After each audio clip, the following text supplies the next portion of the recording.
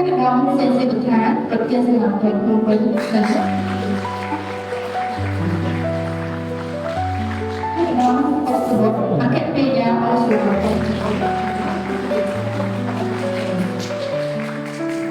សន្តិភាពមិនមែនគ្រាន់តែជាការអវត្តមាននៃសង្គ្រាមឬចំនួនระดับអាវុធប៉ុណ្ណោះទេប៉ុន្តែវាជាស្ថានភាពនៃសង្គមដែលគ្មានអំពើហិង្សាគ្មានការគំរាមកំហែងនិងការលើកឡើងគ្រប់ប្រភេទសម្រាប់ស្ត្រីសន្តិភាពមានន័យថាពួកគាត់អាចរស់នៅដោយសេរីមានសុវត្ថិភាពក្នុងការចូលរួមសង្គមការងារការអប់រំ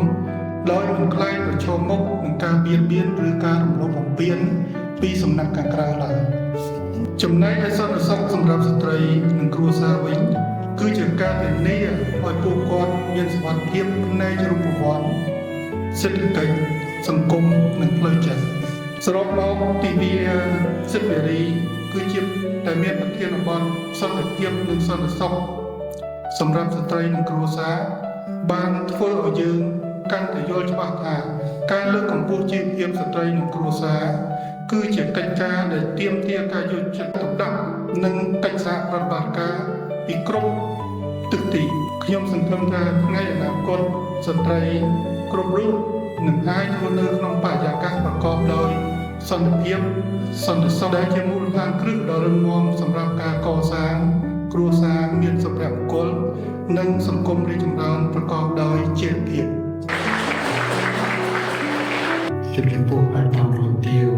អស់លោកស្រីជាកញ្ញាទាំងអស់ដែលមានវត្តមានក្នុងកម្មវិធីទៅរកទីវា8មិថុនាដែលជាទីវានៃអន្តរជាតិប្រទេសក្នុងឱកាសនេះហើយក៏សូមថ្លែងដល់អរគុណដល់ជ្រាបជ្រៅដែលជំរាបពុកជាកិត្តិយសដល់របស់យើងគឺមានជំរាបទាវអុសវត្តភរិយាខ្ញុំនឹងភរិយារបស់ថ្នាក់ដឹកនាំមួយចំនួនទៀតដែលបានចូលរួមvà có sốសម្ដែងនៃការកោតសរសើរជូនចំពោះថ្នាក់ដឹកនាំព្រមទាំងចាក្រុមរាជការក្រឡាបញ្ជីមន្ត្រីរាជការទាំងអស់នៃមហាប្រសាសាលាតុលាមហាការអង្គសាលាតុលាភ្នំពេញដែលបានអញ្ជើញចូលរួមក្នុងកម្មវិធីនេះ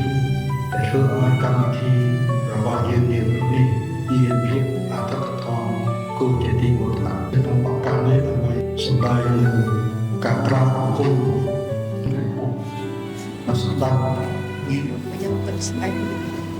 ព្រះមហាក្សត្រីនឹងជារំដំនៃនាមសីហនុព្រះរាជបវរមេតាជាតិខ្មែរនិងសម្ដេចម៉ែលោកបានទានព្រះជាសាដែលតាមដោយជំទាវខៀវសុខាតែក៏សូមថ្លែងនូវការគោរពកោតសរសើរនិងការគោរពជូនពរដល់សម្ដេចកេតិព្រឹទ្ធបណ្ឌិតបុត្រនីហ៊ុនសែនដែលជាធានការក្រហមកម្ពុជានិងលោកជំទាវបណ្ឌិតពេជ្រចន្ទនី